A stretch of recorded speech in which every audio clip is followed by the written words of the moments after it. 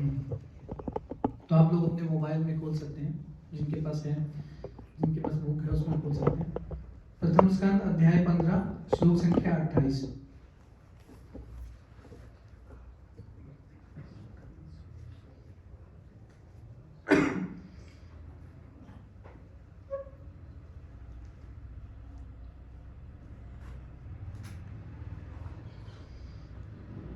खोलिए सभी ने।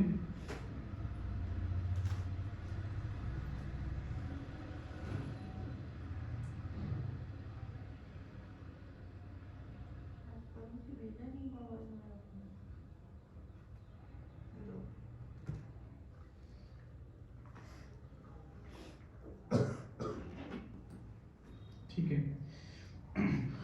श्रीसुतोवाच एवं चिन्तयतो जिष्णुः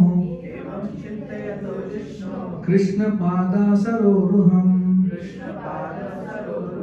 सोहातेनादिकानेन शान्तसीद विमलामतिः। श्रीसुतोवाच एवं चिन्तयतो जिष्णुः कृष्णपादासरोरुहम् सोहादेनादिगाधेन शान्तसीद विमलामतिः। श्रीसुतोवाच एवं चिन्तयतो जिष्णुः कृष्णपादासरोरुहम् सोहादेनादिगाधेन शान्तसीद विमलामतिः। कोई एक प्रभु जी और कोई एक माता जी दोहरा सकते हैं। श्रीसुतोवाच एवं चिन्तयतो जिष्णुः कृष्णपादसरोरुहम् सोहादेनातिगाढेन शान्तसीद विमलामति। माता जी।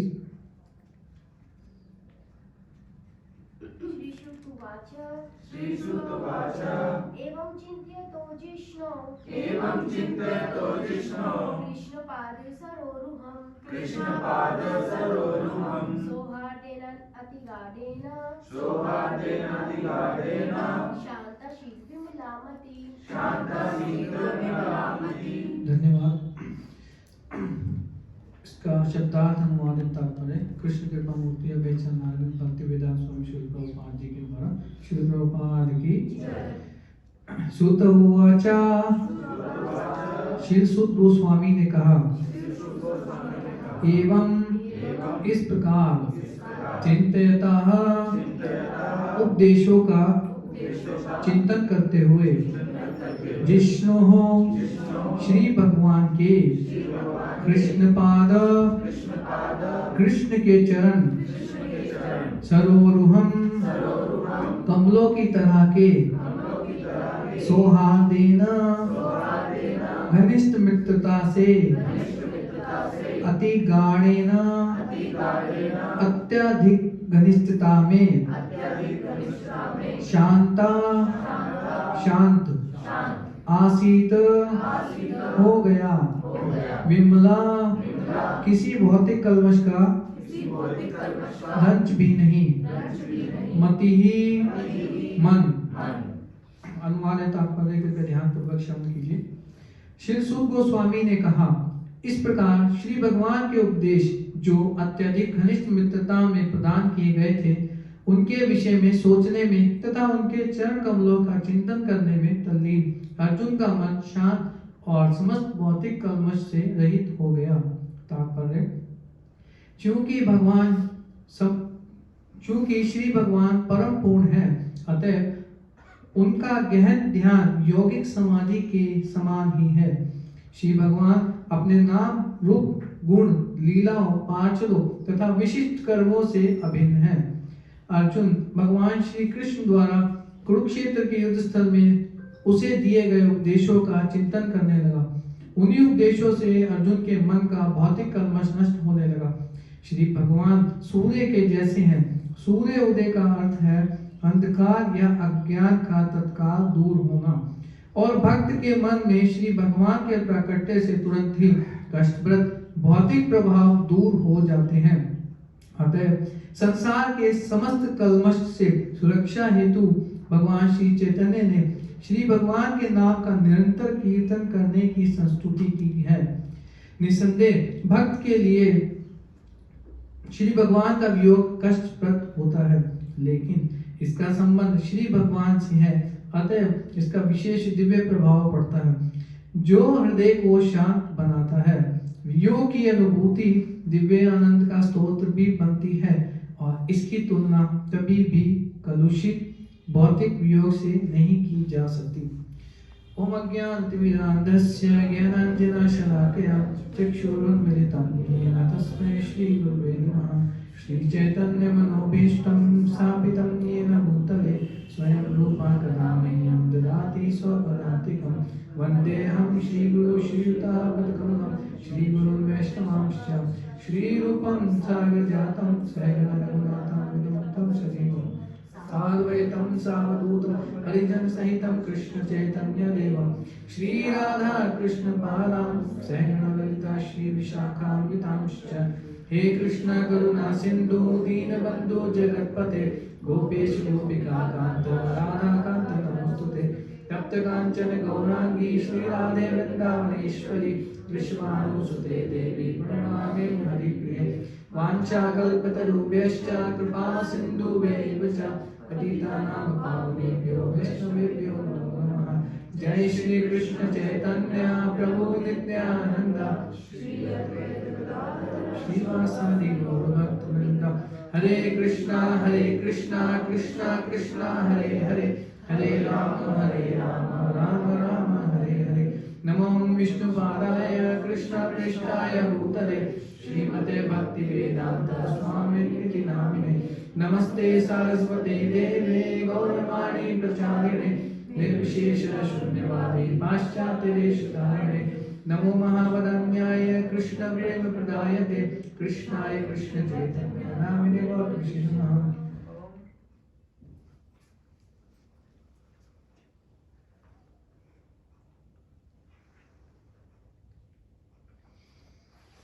हरे कृष्णा।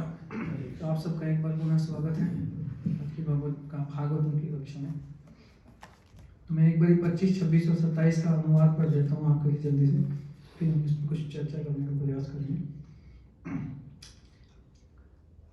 हे राजन, जिस प्रकार समुद्र में बड़े तथा बलशाली जलचरों छोटे मोटे तथा निर्बल जलचरों को निगल जाते हैं, उसी प्रकार पूर्ण पुरुषोत्तम भगवान ने भी धरती का भार हल्का करने हेतु निर्बल यदु को मारने हेतु बलशाली यदु को और छोटे यदु को मारने हेतु बड़े यदु को भिड़ा दिया है। श्लोक संख्या 27। अब मैं श्री भगवान गोविंद द्वारा मुझे दिए गए उपदेशों की ओर आकृष्ट हूँ, क्योंकि वे देश काल की समस्त परिस्थितियों में हृदय की जलन को शांत करने वाले आदेशों से परिपूर्ण बन गए हैं। और आज का हमारा जो श्लोक है श्लोक संख्या 28।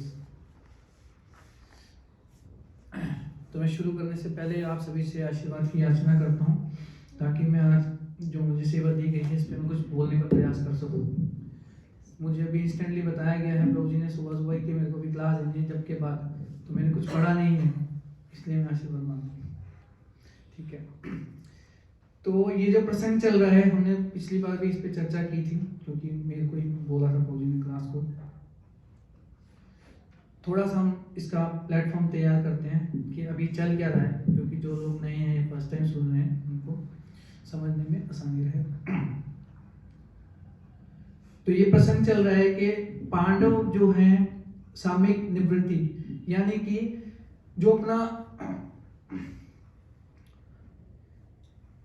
भगवान कृष्ण जब महाभारत का युद्ध हो जाता है, महाभारत के युद्ध के बाद भगवान कृष्ण जो है जब द्वारका जाने लगते हैं, कई बार प्रयास करते हैं, तो हर बार उनको ये पांडव रिक्वेस्ट करके थोड़ी देर और करके रोकते रहते हैं। तो लास्ट टाइम जब भगवान जाने लगते हैं तो उनको फिर जो है नहीं रोक पाते पांडव और वो चले जाते हैं। तो जब भगवान कृष्ण द्वारका वापस जाते हैं तब अर्जुन उनके साथ जाते हैं उनको छोड़ने के लिए, क्योंकि अर्जुन के साथ में उनका बहुत ज्यादा घनिष्ठ संबंध है ना, मित्रता का भी है और भक्त भी है। तो जब अर्जुन उनको छोड़ने जाते हैं तो अर्जुन भी कुछ महीने तक वापस नहीं आते, वहीं पे रहते हैं द्वारिका में उनके साथ में, क्योंकि अब की बारी भगवान कृष्ण ने और भगवान की जो रानियां हैं उन्होंने अर्जुन को रोक लिया था सेवा भाव के लिए भी, और क्योंकि उनका रिलेशन भी है ना, संबंध भी है आपस में। तो जब काफी महीनों तक अर्जुन वापस नहीं लौटते हैं तो युधिष्ठिर महाराज कहाँ पर है, हस्तिनापुर में अपने महल में। उनको अशुभ लक्षण दिखने लगते हैं, कुछ कुछ अजीब अजीब से, मतलब कि अशुभ लक्षण, कुछ अशुभ घटना घटित हो गई है या तो होने वाली है, इस प्रकार से उनको कुछ लक्षण दिखते हैं और वो चिंतित होने लगते हैं कि जाने क्या हो रहा होगा। और उसके कुछ समय के बाद ही अर्जुन जो है वापस लौट आते हैं, कहां पर, हस्तिनापुर में। तो जब अर्जुन लौट करके आते हैं तो युधिष्ठिर महाराज से आकर के मिलते हैं। युधिष्ठिर महाराज उनसे सब कुशल क्षेम वहां की पूछते हैं कि द्वारिका में सब कैसे हैं, रानियां कैसी हैं सब, और सबके बारे में हालचाल पता करते हैं। तो अर्जुन युधिष्ठिर महाराज को बताते हैं कि भगवान श्री कृष्ण इस धराधाम को छोड़ करके अपने धाम वापस चले गए, यहाँ से अप्रकट हो चुके हैं। और तो युधिष्ठिर महाराज को समझ में आ जाता है कि कुछ तो गड़बड़ है ऐसी, कि जिस कारण से उनको भी डर लग रहा है, भय लग रहा है ना। बहुत अजीब अजीब से लक्षण दिखते हैं, उसमें पूरा वर्णन है, उसमें नहीं जाएंगे। और अर्जुन उन 16,108 रानियों को साथ में लेकर के आ रहे होते हैं, क्योंकि वहां पर दूसरी खबर ये देते हैं युधिष्ठिर महाराज को अर्जुन कि जो यदुवंशी हैं वो सब आपस में युद्ध कर लिया है, उनकी फाइट हो गई और एक दूसरे को उन्होंने मार दिया, सारा यदुवंश जो है समाप्त हो चुका है।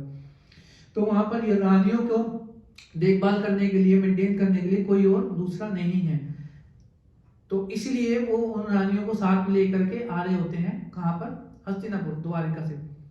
तो जब इस प्रकार से वो आ रहे होते हैं तो रास्ते में उनके ऊपर एक ग्वालवाल जो है अटैक कर देते हैं, युद्ध करते हैं और अर्जुन को फाइट में हरा देते हैं। अर्जुन को हरा करके और 16,108 रानियों को लेकर के किडनैप करके ले जाते हैं। वो पिछले क्लास में, पीछे के श्लोकों में हमने पढ़ा था, जिसमें अर्जुन बोलते हैं कि ये वही धनुष है, वही गांडीव है ना, और वही मैं हूँ जिससे सारे राजा डरा करते थे किसी जमाने में, है ना। वही रथ है, वही घोड़े हैं जिनके द्वारा रथ खींचा जा रहा है। लेकिन फिर भी जो है, जो आज तक अर्जुन कभी किसी से हारा नहीं था, वो आज एक ग्वाले के द्वारा हरा दिया गया है। तो वास्तव में वो क्यों हरा दिए गए, क्योंकि वो भगवान कृष्ण स्वयं होते हैं जो ग्वाल के रूप में आते हैं और अर्जुन को हरा करके रानियों को ले जाते हैं। और जो वहां पर जो यदुवंशी आपस में युद्ध करते हैं, उसके पीछे भी भगवान की लीला होती है। पिछली क्लास में हमने चर्चा किया था कैसे किए, क्योंकि जब भगवान इस धराधाम पे अवतरित होते हैं, अपने गोलोक वृंदावन को छोड़ करके यहाँ आते हैं, तो उनके साथ में उनके सारे पार्षद भी आते हैं, है ना, उनका धाम भी प्रकट होता है, वो सब कुछ साथ में लेकर के आते हैं। तो जब भगवान इस धराधाम में अपनी लीला समाप्त करके वापस गोलोक वृंदावन को प्रस्थान करते हैं, तो उनके साथ में वो चाहते हैं कि जो उनके पार्षद आए हुए थे वो भी वापस लौट आए। तो उनको वापस लौटाने के लिए कुछ बहाना बनाना पड़ता है, इसलिए भगवान ये लीला करते हैं कि ऐसी वो उनको एक ऋषि के द्वारा श्राप दिया जाता है यदुवंशियों को, कि तुम आपस में युद्ध करके जो है समाप्त हो जाओगे। तो यहाँ पर वही बता रहे हैं कि वो एक दूसरे को फाइट करते हैं और एक दूसरे को मार देते हैं, दो यदुवंशी सारे खत्म हो जाते हैं। और जो भगवान की रानियां होती हैं उनको भगवान कृष्ण किडनैप करके ले जाते हैं अपने साथ में वापस गोलोक वृंदावन।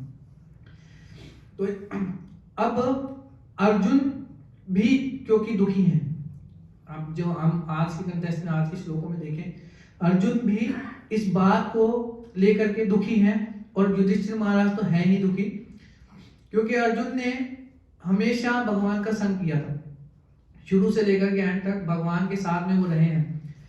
और जब भगवान भगवत गीता में अपना विराट रूप दिखा देते हैं अर्जुन को, 10th चैप्टर में विराट रूप दिखाते हैं, दर्शन कराते हैं, तो अर्जुन भगवान कृष्ण से माफी मांगते हैं, है ना। पहले तो उनको प्रणाम अर्पित करते हैं, आगे से भी प्रणाम है आपको, पीछे से भी प्रणाम है, ऊपर से भी प्रणाम है, चारों तरफ से प्रणाम करता हूँ। तो भगवान कृष्ण को अर्जुन बोलते हैं कि मुझे माफ कर दीजिए, क्योंकि हम साथ में रहे हैं, साथ में खाते थे, साथ में चलते थे। उस टाइम मैं नहीं जानता था कि आप क्या पर्सनैलिटी है वास्तव में, मैं तो आपको अपने मित्र के रूप में देखता था, है ना। तो ऐसे करते करते कभी कभी मैं आपसे मजाक भी कर लेता था, आपके कंधे पे भी हाथ रख लेता था जो कि आपस में फ्रेंड्स में होता है, चलता है, तो ऐसे कर लेता था। तो वो मना करते हैं कि और माफी मांगते हैं कि हे कृष्ण, हे यादव, हे सकेती, मैं आपको कभी अपना मित्र बोल देता था, लेकिन मैं नहीं जानता था कि आप इतना बड़ा रूप भी धारण कर सकते हैं, है ना। तो इसलिए वो भगवान से माफी भी मांगते हैं और फिर बोलते हैं कि वो कि परम ब्रह्म परम धाम पवित्रम परमम भवाम पुरुषम शाश्वतम दिव्यम आदि देवम अजब विभु। ये भगवान कृष्ण का गुणगान करते हुए अर्जुन इस प्रकार से श्लोक उदित करते हैं, बोलते हैं कि आप परम पवित्र हैं, परम पुरुषोत्तम हैं, सर्वश्रेष्ठ हैं। इस प्रकार से अर्जुन बोलते हैं। तो वास्तव में अब यहाँ पर अर्जुन बोल रहे हैं कि वास्तव ये श्लोक जो है सुख गोस्वामी बोल रहे हैं नैमिषारण्य में, उनको बता रहे हैं कि भगवान कृष्ण के द्वारा जो उपदेश दिए गए थे अर्जुन को युद्ध क्षेत्र में, उन उपदेशों का स्मरण कर रहे हैं अर्जुन। ये बात अर्जुन बोल रहे हैं, देखिए ना, कि जो आध्यात्मिक इस प्रकार श्री भगवान के उपदेश जो अत्यधिक घनिष्ठ मित्रता में प्रदान किए गए थे, उनके विषय में सोचने में तथा उनके चरण कमलों का चिंतन करने में तल्लीन अर्जुन का मन शांत और समस्त भौतिक कल्मशों से रहित हो गया।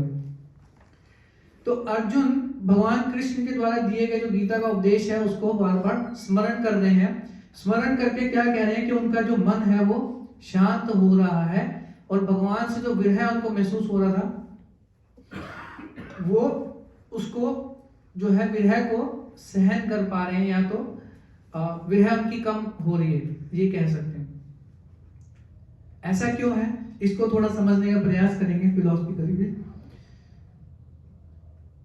श्रील प्रभुपाद जी अपने कई लेक्चर्स में इस प्रकार बताते हैं कि भगवान कृष्ण का यदि कोई गीता का उपदेश, गीता के श्लोकों को कोई पढ़ता है या तो श्रीमद् भागवतम के श्लोकों को पढ़ता है, तो वो पढ़ना किस प्रकार है कि भगवान के संग करने के समान ही है, कि भगवान का हम संग कर रहे हैं। यदि हम श्रवण कर रहे हैं अपने कर्णों के माध्यम से इन उपदेशों को, या तो हम पढ़ रहे हैं, अध्ययन कर रहे हैं, है ना। इसी प्रकार से इस विधि को और सरल बनाने के, अब कोई कह सकता है मान लीजिए मैं तो अनपढ़ हूं, हम कैसे पढ़ेंगे, हम कैसे भगवान का संग कर सकते हैं।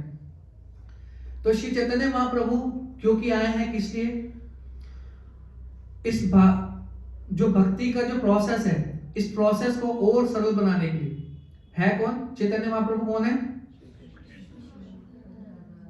श्री कृष्ण चैतन्य राधा कृष्ण नहीं अन्य, वो स्वयं भगवान कृष्ण है।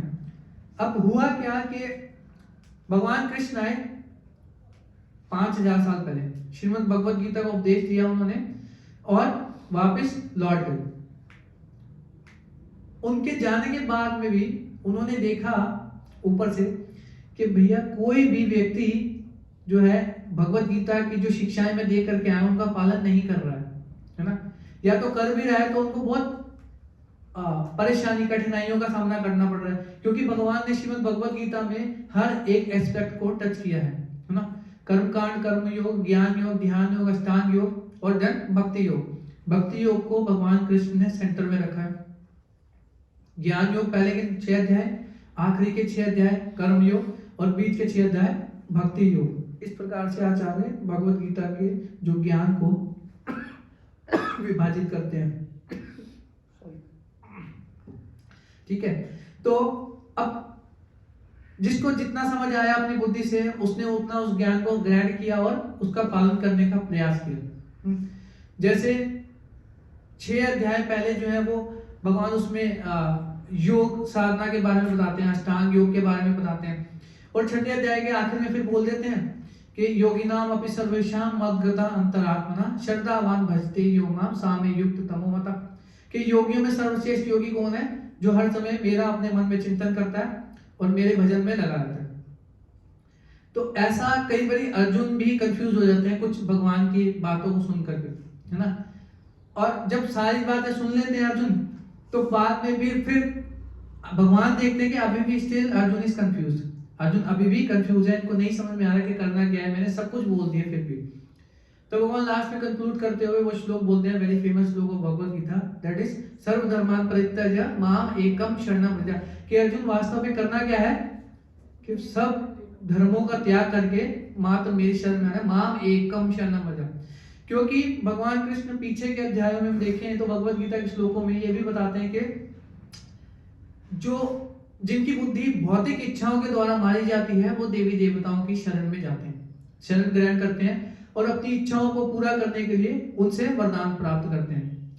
और फिर भगवान ये भी क्लियर कर देते हैं भगवद गीता में कि वास्तव में ये जो वरदान है ये मेरे द्वारा ही दिए जाते हैं, मैं ही सैंक्शन करता हूँ। उपदिष्टा अनुमंता चा भर्ता भोक्ता महेश्वर परमात्मेति चापयुक्तो देहस्मिन् पुरुषापरा, भगवान ये बात भी क्लियर कर देते हैं। अल्टीमेटली भगवान कृष्ण की शरण में जाना है, ये कंक्लूजन है भगवद गीता का, है ना। और इस प्रकार यदि कोई इस उद्देश्य को लेकर के भगवद गीता का कोई अध्ययन करता है, श्रवण करता है या श्रीमद् भागवतम का अध्ययन करता है, तो वो निश्चित रूप से भगवान के संग को जो है कर रहा होता है। अब भगवान तो भगवद गीता का श्लोक उपदेश देकर के धनाराम से चले गए, वापस उसी पे आते हैं, चले गए, लेकिन फिर भी कोई पालन नहीं कर पा रहा था, जो पालन कर भी रहे थे उनको कठिनाई हो रही थी। तो फिर भगवान कहते हैं कि मुझे फिर से जाना पड़ेगा। और अब की बार भगवान कैसे आते हैं?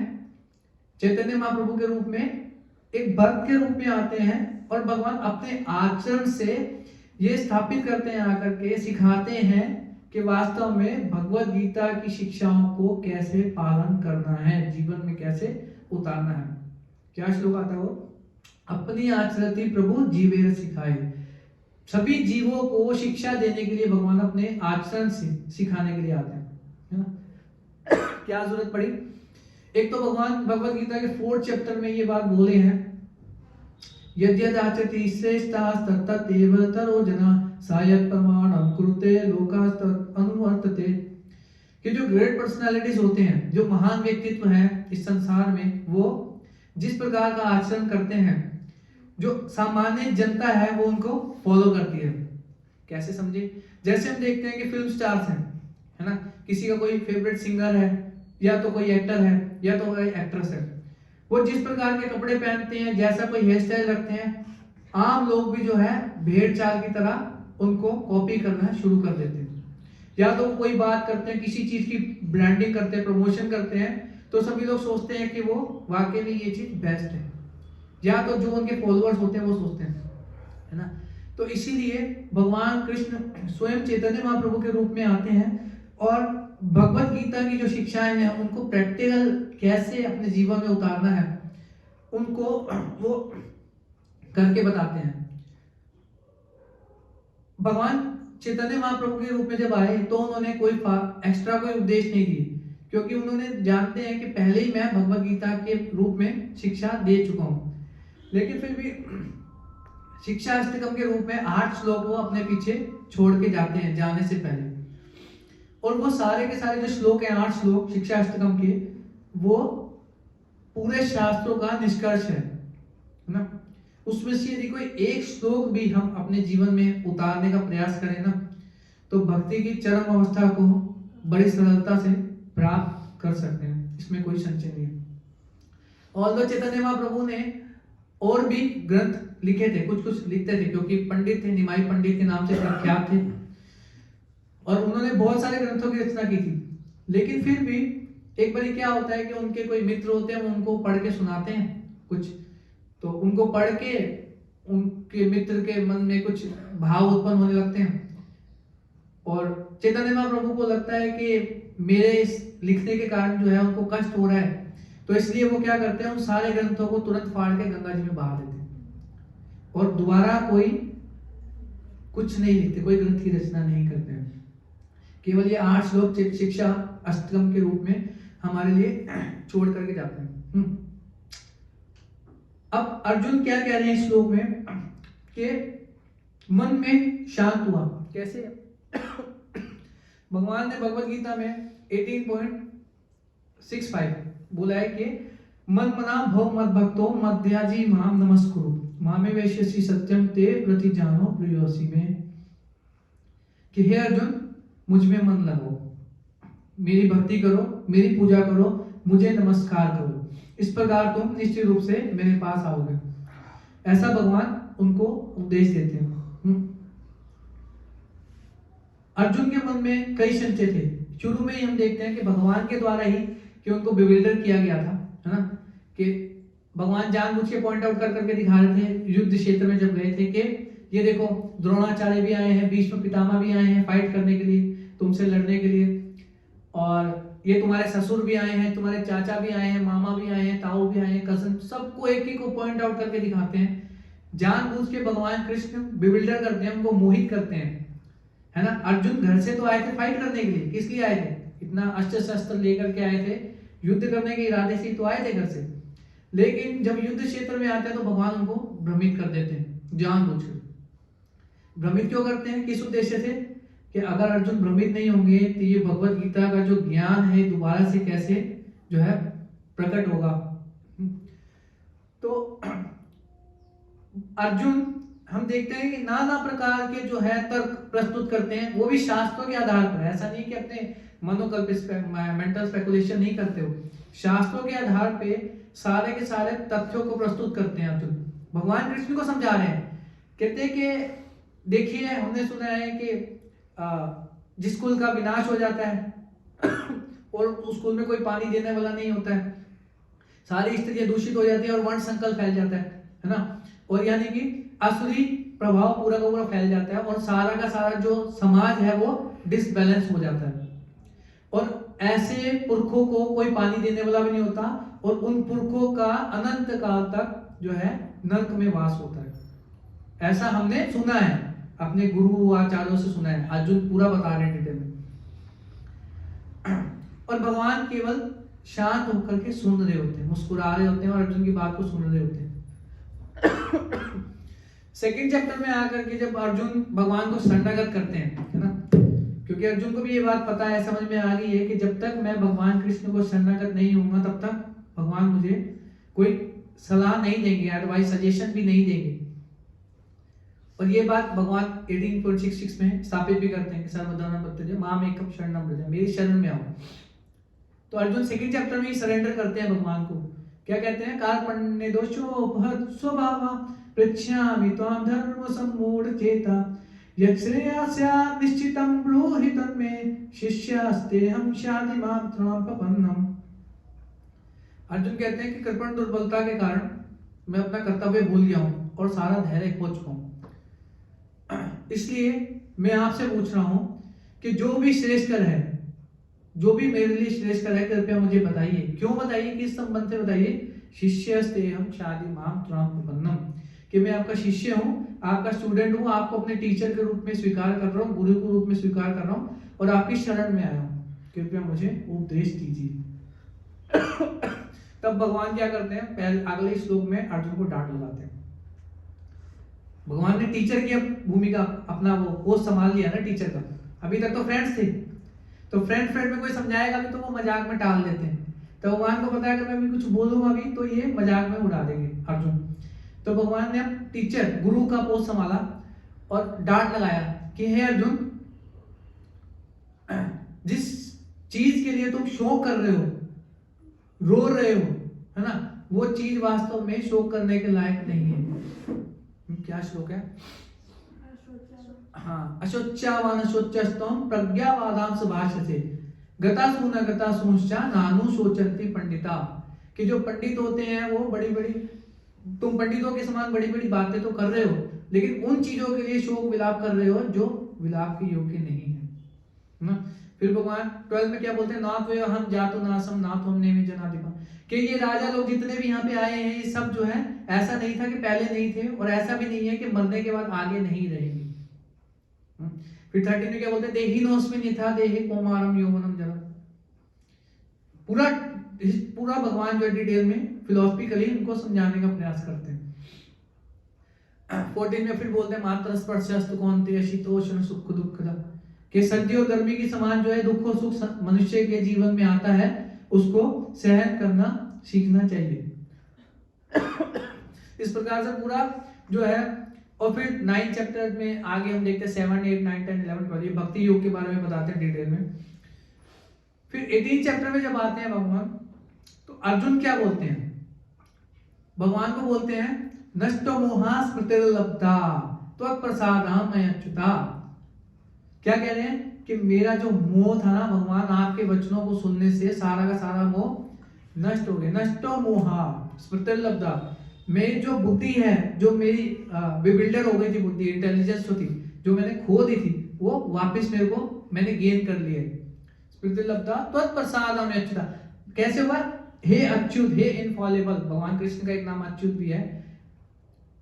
आपकी कृपा के कारण, by your mercy, by your grace, आपकी कृपा से ही हुआ है। स्थितोऽस्मि गता संदेह, मैं अपनी पोजीशन में एकदम स्थित हो गया, फिक्स हो गया। करिष्ये वचनम तवा, हे प्रभु आप जो भी कहेंगे ना मैं वो करूंगा, है ना।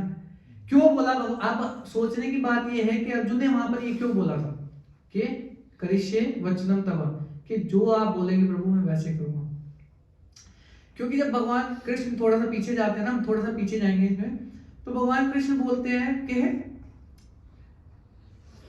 पूरा ज्ञान बोलने के बाद में 18 चैप्टर में बोलते हैं अर्जुन से कि यथा इच्छसि तथा कुरु। अर्जुन मैंने तुम्हारे को जो सही है गलत है शास्त्रों के आधार पर कंक्लूड करके सब कुछ बता दिया है, A to Z। अब क्या है, जैसी तुम्हारी मर्जी होना, as you like, do as you like, जो तुम्हारा मन करता है वैसे करो। यथा इच्छसि तथा कुरु, जैसे तुम्हारी इच्छा करे वैसे करो। क्योंकि भगवान कृष्ण ने हर एक जीव को फ्री विल किसको हिंदी में क्या कहते हैं, इच्छा शक्ति दे रखी है हर किसी को। भगवान उस फ्री विल से ना इंटरफेयर नहीं करते, हस्तक्षेप कभी भी नहीं करते, छेड़छाड़ नहीं करते, है ना। जो जीव यानी कि हम लोग जो भी करने का सोचते हैं या प्रण लेते हैं ना, भगवान उस चीज को प्राप्त करने में या उस काम को करने में हमारे को सपोर्ट करते हैं, रिसोर्सेज प्रोवाइड कराते हैं, संसाधन उपलब्ध करवाते हैं। अब कोई मान लीजिए सो बोलेगा कि अगर कोई चोर है वो प्लानिंग कर रहा है, तो भगवान के उसको भी सपोर्ट करते हैं, निश्चित रूप से करते हैं, निश्चित रूप से करते हैं। भगवान फ्री विल में इंटरफेयर नहीं करते। लेकिन हाँ, ये बात भी भगवान कृष्ण ने गीता के अंदर क्लियर की है कि आप जैसा करोगे वैसा आपको फल भुगतना पड़ेगा। अच्छे का अच्छा, बुरे का बुरा फल आपको सफर करना पड़ेगा, भुगतना पड़ेगा। लेकिन जब बात आती है भक्तों की, डिवोटीज के केस में भगवान पूरे तरीके से इंटरफेयर करते हैं, है ना। जैसे कि भगवान कृष्ण ने देखा, हमने अर्जुन को बिल्डर कर दिया पूरे तरीके से, है ना। वहां पर उनको नहीं छोड़ दिया कि चलो जो तुम्हारी इच्छा वो करो, भगवान ने जानबूझ के इंटरफेयर किया। तो भक्तों के केस में भगवान जो है ना, उनकी जो फाइल है कर्मास की, वो अपने अंडर में ले लेते हैं, कि गलत काम करने से हर तरीके से रोकते हैं, है ना। वो कितना अच्छा श्लोक है, 10.88 श्रीमद् भागवतम के में आता है। भगवान कह रहे हैं यस्याम अनुग्रहामि हरिष्ये तद्धनम शनैः, कि जिस पर मैं विशेष कृपा करता हूं ना, विशेष कृपा का मतलब हम क्या समझे, इसका मतलब विशेष कृपा मतलब है कि हमारी सारी इच्छाएं पूरी हो जाएंगी, है ना, हमारी अच्छी जॉब लग जाएगी, अच्छा शादी करने के लिए वर या वधू हमारे को प्राप्त हो जाएगी, बड़ी गाड़ी होगी, घर के बाहर गाड़ी खड़ी होगी ड्राइवर के साथ में, और नौकर चाकर भी होंगे। विशेष कृपा हमारे को तो यही समझ में आती है। और भी कुछ है तो आप बता सकते हैं, क्या होती है विशेष कृपा भगवान की, कैसे समझे, बताइए हाथ खड़ा करके। संतों की कृपा, संत मिलन, विशेष कृपा की बात होगी यहाँ पे। हाँ जी बताइए। नहीं पता किसी को? सारे बहुत फर्स्ट डे आए हैं ऐसे लग रहा है क्लास में। भगवान सब कुछ लेते हैं उनका। ये विशेष टिप है। प्रतिष्ठा हाँ ये बढ़िया बढ़िया। और बताओ। वाह भाई हुए, हमारा सम्मान हो, जहाँ पे हम जाए सब लोग खड़े हो जाएं, हमारे को प्रणाम करें, फूल माला पहनाई जाए हमारे को, है ना? ऐसे होता है ना? वो दक्ष प्रजापति के केस में भी तो ऐसे ही हुआ था। थोड़ा सा डिस्कस करते हैं समय तो खाली। तो दक्ष प्रजापति के केस में क्या हुआ था कि उन्होंने यज्ञ किया था, बहुत बड़ा, सबको बुलाया था, शिवजी जी भी गए थे। तो जैसे ही दक्ष प्रजापति उस एरेना में जहाँ पे यज्ञ हो रहा था, यज्ञशाला में प्रवेश करते हैं, तो क्या होता है, सब लोग खड़े हो जाते हैं। दक्ष प्रजापति आ रहे हैं, स्वागत के लिए खड़े हो जाते हैं। जैसे कोई बड़ा व्यक्ति आता है स्वागत करने के लिए, दो लोग खड़े नहीं होते उसमें से। कौन कौन? एक ब्रह्मा जी और एक शिव जी। अब ब्रह्मा जी को तो वो कर देता है क्योंकि भाई चलो मेरे पिता हैं, कोई बात नहीं, खड़े नहीं बैठे नहीं। कह रहे ये शिव क्यों नहीं खड़ा हुआ? इसको थोड़ी बहुत भी शर्म है कि नहीं है? एटिकेट नाम की कोई चीज नहीं है मतलब कि। और रिश्ते में भी उनसे संबंध में भी नीचे है, क्यों? दामाद है। कह रहे वैसे तो किसी लायक नहीं था ये, जंगलों में रहता है, जंगलियों के बीच में, शमशान भूमि में रहता है, मतलब बहुत गाली देते हैं, कटु वचन बहुत बोलते हैं। आप पढ़ेंगे ना आगे जाकर के तो बहुत वो आलोचना करते हैं भगवान शिव की। इस प्रकार दक्ष प्रजापति बहुत आलोचना करते हैं। अब उसमें ज्यादा डिटेल में नहीं जाएंगे, क्यों? बेसिकली उनको क्या ईगो हर्ट हुआ कि ये खड़ा क्यों नहीं, डिसरिस्पेक्ट हो गया। इतने लोग खड़े हुए उसमें कोई प्रॉब्लम नहीं है, एक व्यक्ति खड़ा नहीं हुआ उसमें प्रॉब्लम है। सेम प्रॉब्लम क्या थी हिरण्यकशिपु की? 14 भुवन पूरे के पूरे उन्होंने अपने कब्जे में कर लिया था, कॉन्कर कर लिया था, जीत लिया था। सारे देवताओं को, सारे असुरों को, सबको जीत लिया था। सारे लोग उनकी आज्ञा मानते थे, सर झुका के खड़े रहते थे आज्ञा मानने के लिए। क्या देवता क्या दानव, सब लोग। केवल एक 5 साल का अपना बच्चा उनकी बात नहीं सुन रहा था, इस वजह से वो परेशान थे। ईगो पे बात आ जाती ना कि ये क्यों नहीं सुन रहा यार, नहीं तो जाते तो नजरअंदाज कर देते, मस्त राज्य करते अपना, है ना? भगवान भी नहीं आते फिर शायद मारने के लिए, है ना? तो लेकिन बात आ जाती है सेल्फ रिस्पेक्ट। ये बहुत सटल है एक्चुअली। हम कहते हैं कि ऊपर ऊपर से तो हम कह देते हैं, मैं भी आता हूँ इसमें, कि नहीं यार कोई बात नहीं, क्या हो गया। अंदर से तो बैठ के बहुत गाली दे रहे होते हैं, इसकी हिम्मत, इसको मैं बताऊंगा या बताऊंगी, आने दो इसकी बारी, देखना ये कर दूंगी वो कर दूंगी। होता नहीं होता, सटल वे में बहुत, क्योंकि बहुत सूक्ष्म है, बहुत सूक्ष्म है। कई बार हम इतना सटल होता है कि हमें भी नहीं पता होता कि हम ईर्ष्या की अग्नि में जल रहे हैं। हमें सामने वाला आकर के होश में लाता है, प्रभु जी संभालो थोड़ा, छोड़ दो, छोटी सी बात है, क्या इतनी सी बात को पकड़े हुए। होता नहीं होता हमारे साथ। वापिस आ जाते हैं इस पे। तो क्या चर्चा करते हैं? विशेष कृपा। हाँ विशेष कृपा। तो भगवान की विशेष कृपा जो है ना, ये आप लोगों का होमवर्क है 10.88.8। इस श्लोक आप पढ़ के आइएगा, ठीक है? इस पे हम फिर चर्चा करेंगे। तो आज के श्लोक में वापिस आ जाते हैं कि भगवान अर्जुन ये कह रहे हैं कि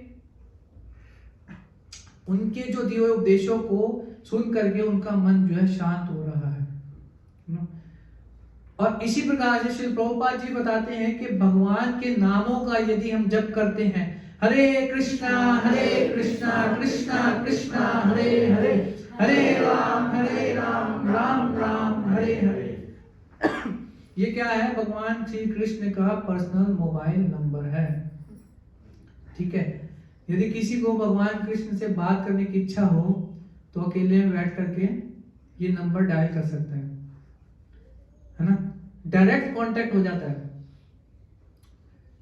तो हरे कृष्ण महामंत्र का जप करने का मतलब क्या है? बहुत सरलतम तरीके से हम भगवान कृष्ण का संग प्राप्त कर रहे हैं, है ना?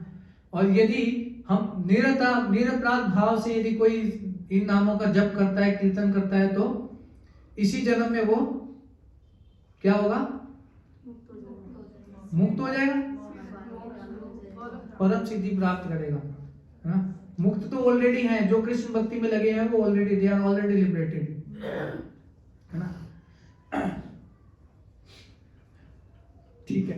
तो यहाँ पर यही हमने चर्चा करी आज के अर्जुन को, क्योंकि विरह महसूस हो रहा था और विरह को उन्होंने दूर करने के लिए क्या निवारण किया, भगवान के जो उपदेश थे, गीता के श्लोकों को उन्होंने याद किया फिर से, और जो है वापस अपनी स्थिति में स्थित हो गए जिस प्रकार से वो कुरुक्षेत्र के युद्ध में हुए थे, है ना। और श्री चैतन्य महाप्रभु भी जो है इसी प्रकार उन्होंने हमारे को ये आदेश दिया है कि निरंतर भगवान के नामों का जप करने से कोई भी व्यक्ति बड़ी सरलता से भगवान का संग प्राप्त कर सकता है। या तो फिर जो भगवत गीता और श्रीमद् भागवतम में भगवान के या भगवान के भक्तों के विषय में चर्चा की गई है, उनको यदि कोई श्रवण करता है या तो अध्ययन करता है तो वो निश्चित रूप से भगवान का सानिध्य प्राप्त कर रहा होता है। तो आज हमने ये चर्चा किया, तो हम यहीं पे स्टॉप करेंगे। आपका किन्हीं को कोई प्रश्न है तो हम ले सकते हैं, प्रश्नों के लिए थोड़ा समय रखते हैं।